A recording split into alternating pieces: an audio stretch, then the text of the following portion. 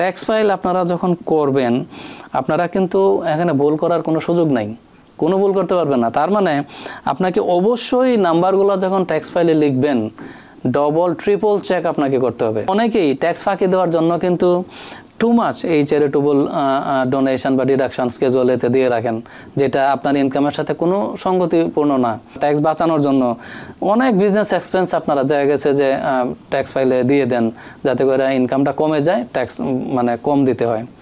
আমি উদাহরণস্বরূপ বলবো যে এই সমস্ত বিজনেস এক্সপেন্সের ক্ষেত্রে কিন্তু স্ট্রিক্টলি আপনাদের আইআরএস গাইডলাইন ফলো করতে হবে। কমন মিস্টেকগুলোতে যেহেতু ট্যাক্স ফাইল 27 থেকে শুরু হচ্ছে, তা আমরা যে এখন এগুলো ডিসকাস করব ক্লিয়ারলি আপনাদের উচিত হবে এগুলা খুব কেয়ারফুলি ট্যাক্স রিটার্নে রিফ্লেক্ট করা, আদারওয়াইজ কিন্তু এটা অডিট ট্রিগার হয় এবং consequence will be penalty also. সেটা আপনি ইন্টেনশনালি করেন আর ভুলবশতই করেন। আমি প্রথমেই বলবো যে মেকিং ম্যাথ এরর, যে দেখুন ট্যাক্স ফাইল আপনারা যখন করবেন আপনারা কিন্তু এখানে ভুল করার কোনো সুযোগ নাই, কোনো ভুল করতে পারবেন না। তার মানে আপনাকে অবশ্যই নাম্বারগুলো যখন ট্যাক্স ফাইলে লিখবেন ডবল ট্রিপল চেক আপনাকে করতে হবে যাতে করে কোনো ধরনের কোনো ভুল না হয়। উদাহরণস্বরূপ বলবো যে 3 লিখতে গিয়ে আবার 8 লিখবেন না, যে এই ধরনের ভুল, যে একটা লিখতে গিয়ে আর একটা লেখার কোনো সুযোগ নেই।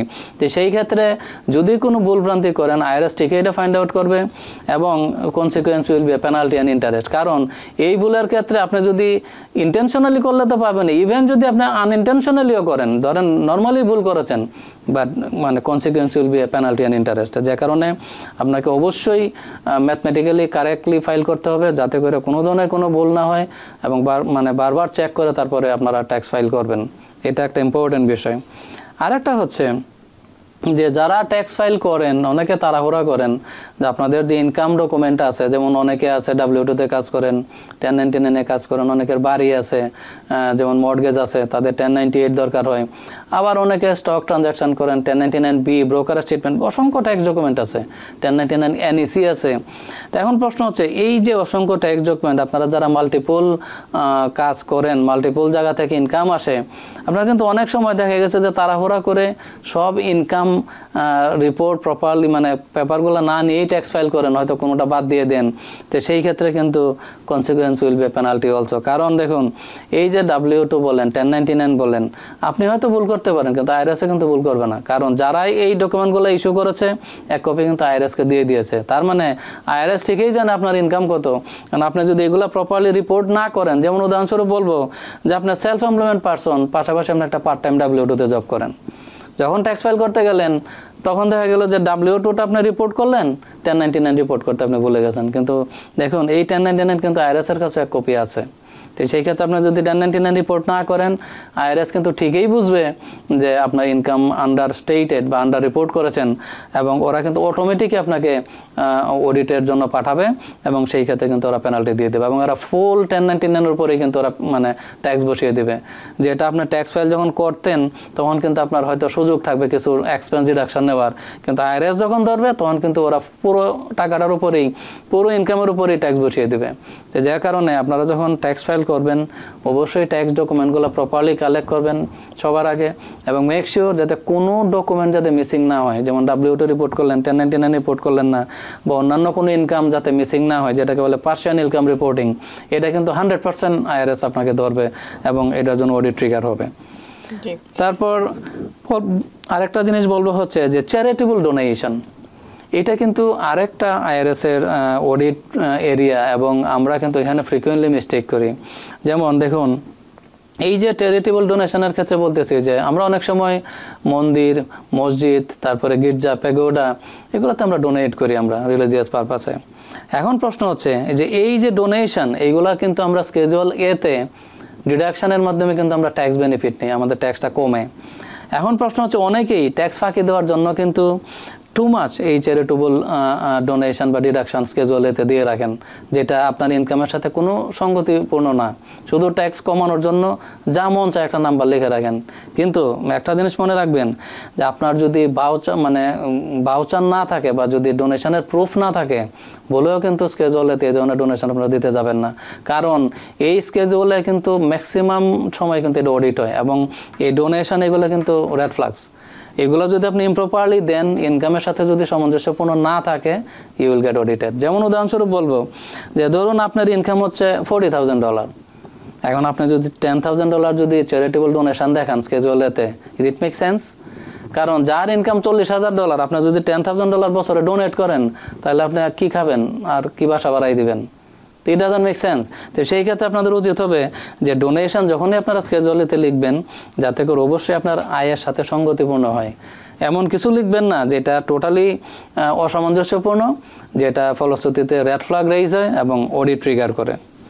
আরেকটা বিষয় আলোচনা করবো যেটা আমরা ফ্রিকুয়েন্টলি ভুলগুলো করে থাকি, যেমন যারা সেলফ এমপ্লয়েড পারসন, যারা জানেন যারা ট্যাক্স অপারেটর আছেন বা স্মল বিজনেস বা যারা সেলফ এমপ্লয়েড পারসন আছেন, আপনারা কিন্তু নিজেই নিজের বস, আপনারা কারো আন্ডারে চাকরি করেন না। তো সেই ক্ষেত্রে আপনাদের ইনকাম এবং এক্সপেন্সগুলো রিপোর্ট করেন স্কেজুয়াল সিতে।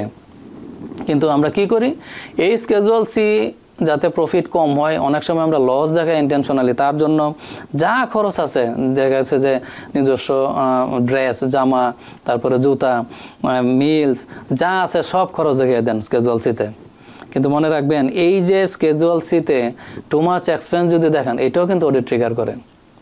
এবং আরেকটা বিষয় হচ্ছে যে এই যে টু মাচ এক্সপেন্স আপনারা স্কেজুয়াল সিতে দেখান, মানে যা যে মিল স্টিলস থেকে শুরু করে, এবং অনেক সেলফ এমপ্লয়েড পারসন আছেন বছরের পর বছর লস দেখাতে থাকেন স্কেজুয়াল সিতে ট্যাক্স ফাঁকি দেওয়ার জন্য।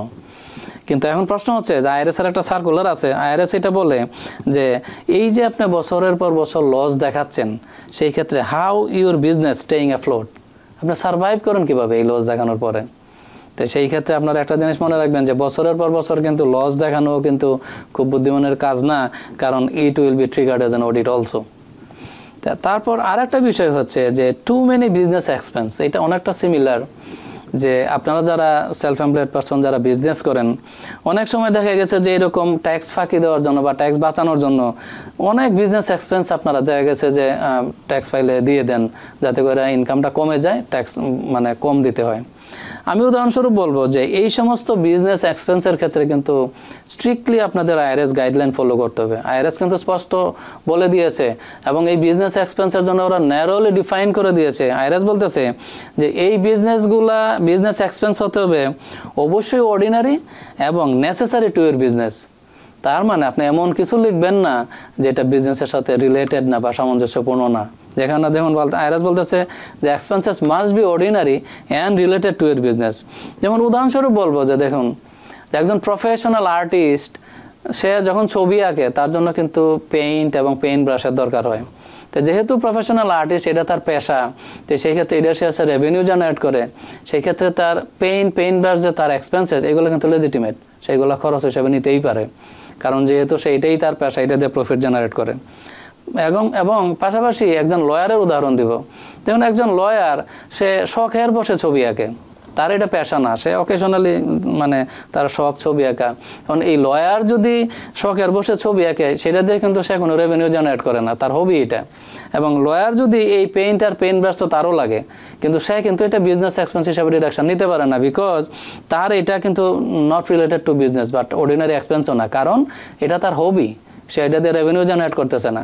তার মানে যে এক্সপেন্সেস যখন আপনারা বিজনেস লিখবেন, definitely it has to be ordinary এবং রিলেটেড টু ইউর বিজনেস। আপনারা কোনো অবস্থাতেই কোনো আনরিলেটেড বিজনেস এক্সপেন্স খরচ হিসাবে দিতে পারবেন না। তারপর বলতে হচ্ছে যে আরেকটা আইটেম হচ্ছে হোম অফিস ডিডাকশন।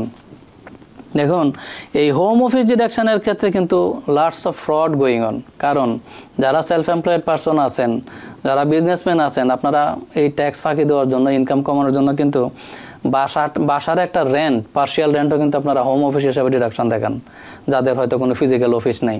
কিন্তু আইআরএস কিন্তু ন্যারোলি এই হোম অফিস ডিডাকশনের জন্য ওরা ডিফাইন করে রাখছে, যাতে করে এই সুযোগ কেউ না নিতে পারে। কি বলতেছে যে হোম অফিস ডিডাকশন তারাই নিতে পারবেন যাদের বাসাটা এক্সক্লুসিভলি এবং রেগুলার বেসিসে যারা বিজনেস পারপাস ইউজ করবেন। দেখেন, কিওয়ার্ড হচ্ছে এক্সক্লুসিভলি এবং রেগুলার বেসিসে আপনার বাসা যদি আপনার বিজনেস পারপাস ইউজ করেন, পার্টিকুলার কোনো রুম, সেই ক্ষেত্রে প্রপোর্শনেটলি আপনি হোম অফিস ডিডাকশন নিতে পারবেন।